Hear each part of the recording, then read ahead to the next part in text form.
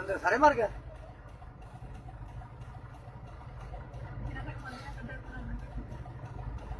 ਇੱਕ ਦੇ ਬੰਦਾ ਉਹਨਾਂ ਨੇ ਮਾਰਤਾ, ਉਹ ਪਿਆ ਸੁੱਟਤਾ ਵਿੱਚ।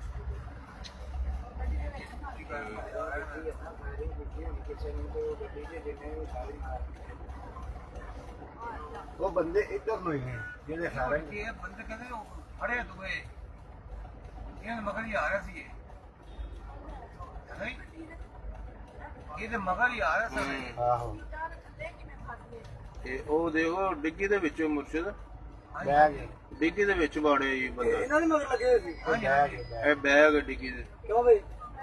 ਹਾਂਜੀ ਇਹ ਇਹਨਾਂ ਦੇ ਮਗਰ ਇਹਨਾਂ ਦਾ ਕੋਈ ਝੋਲਾ ਹੈਗਾ ਉਹ ਭਾਈ ਮਾਰੇ ਪੁਲਿਸ ਨੇ। ਇਹਨਾਂ ਨੇ ਮਾਰਿਆ ਬਲੀ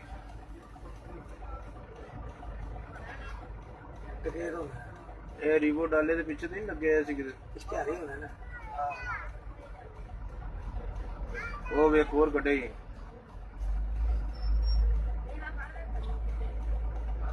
ਦੋ ਕੱਢ ਲਏ ਨੇ।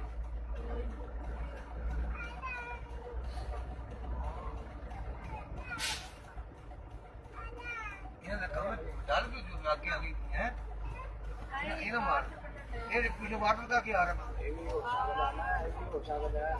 ਇਹ ਬੈਂਕ ਮੁਕ ਨਾਲ ਲੁੱਟਿਆ ਕੋਈ ਕਿਤੇ ਕੀਤੀ।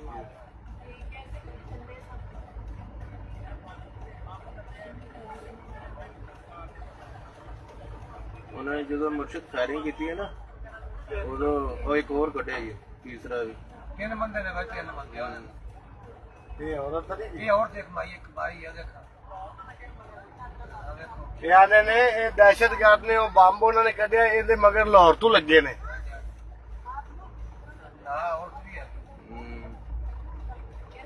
ਔਰ ਹਾਂਜੀ ਹਾਂਜੀ ਇਹ ਬਹੁਤ ਕੰਮ ਹੋਈ ਤੇ ਮਗਰ ਜਾ ਰਿਹਾ ਸਨ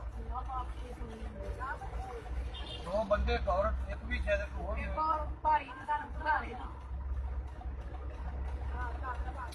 ਇਹ ਤਾਂ ਸਾਡੇ ਮੁਸਲਮਾਨ ਨੇ।